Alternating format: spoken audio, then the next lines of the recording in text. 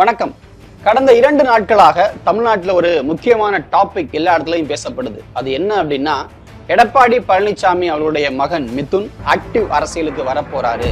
தமிழ்நாட்டில் ஏற்கனவே அரசியல் வாரிசுகள் நிறைய பேர் நிறைய இடங்கள்ல இருக்காங்க.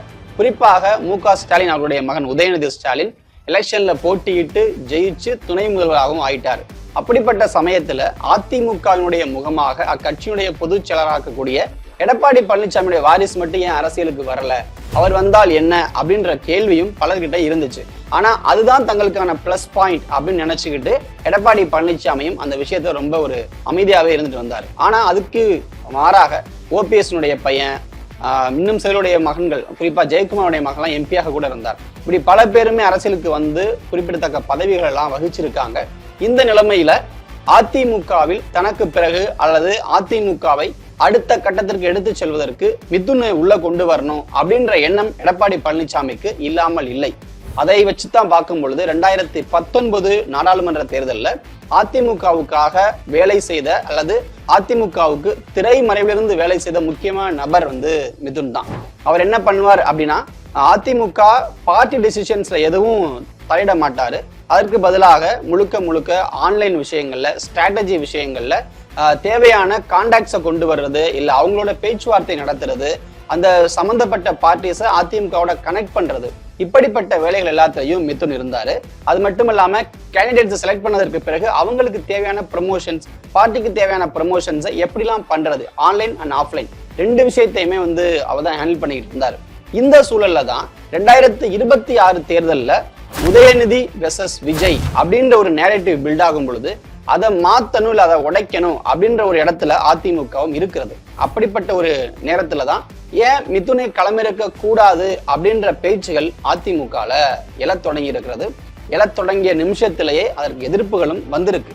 ஆனா மிதுன் உண்மையிலேயே எலெக்ஷன்ல போட்டியிட போறாரா, இல்ல அவருக்கு என்ன மாதிரியான மைண்ட் செட் இருக்கு அப்படின்ற விஷயத்தையும் நம்ம பார்க்கணும். இதற்கிடையில அதிமுகவினுடைய மூத்த தலைவர்களாக பார்க்கப்படக்கூடிய கோகுல இந்திரா ஒரு பக்கமும் செங்கோட்டையன் மறுபக்கமும் சில விஷயங்களை இல்ல சில அதிருப்திகளை வெளிப்படுத்தி இருக்காங்க. எங்க ரெண்டு பேரோட போட்டோவை இப்படி ஒரு இதுல போட்டா எங்களுக்கு ஒரு சந்தோஷம் இருக்காதா?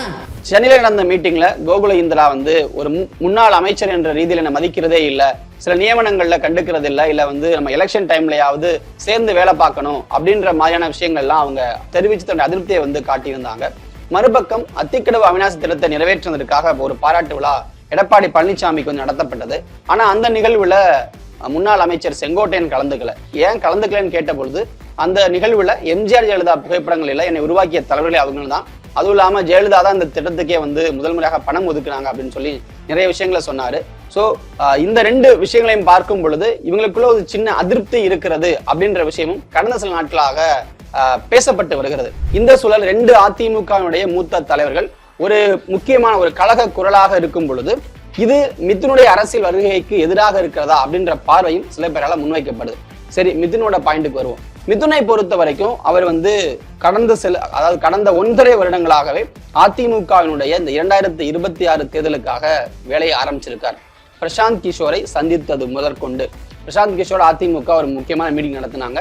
அந்த மீட்டிங்லையும் மிதுன் கலந்துகிட்டு இருந்தார். இதற்கு பிறகு அதிமுகவினுடைய ஐடி விங்க ஓவர்சீ பண்றது, அதிமுகவுக்கு அவ்வப்போது தேவைப்படுகிற சில இன்புட்ஸை கொடுக்கறது, சில முக்கியமான ப்ரமோஷன் ஆக்டிவிட்டிஸ்ல ஈடுபடுறது, அதிமுக எந்த இஷ்யூஸ்லாம் டச் பண்ண வேண்டாம் அப்படின்ற கைடன்ஸை முன்மொழிகிறதுன்ற பல விஷயங்கள்ல மிதுன் இப்போ வரைக்கும் ஆக்டிவா இருக்காரு.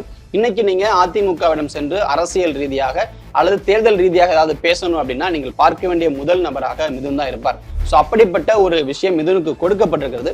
இது அந்த கட்சிக்குள்ள குறிப்பாக கோவை மண்டலத்துக்குள்ள சில சலசலப்புகளை ஏற்படுத்தவும் தவறவில்லை அப்படின்றத நம்ம பார்க்கணும். பட் இப்போதைக்கு பார்க்கும் பொழுது மிதுனுக்கு 2026 எலெக்ஷன்ல களமிறங்கக்கூடிய ஐடியான்றது எதுவும் சோஃபார் இல்லை.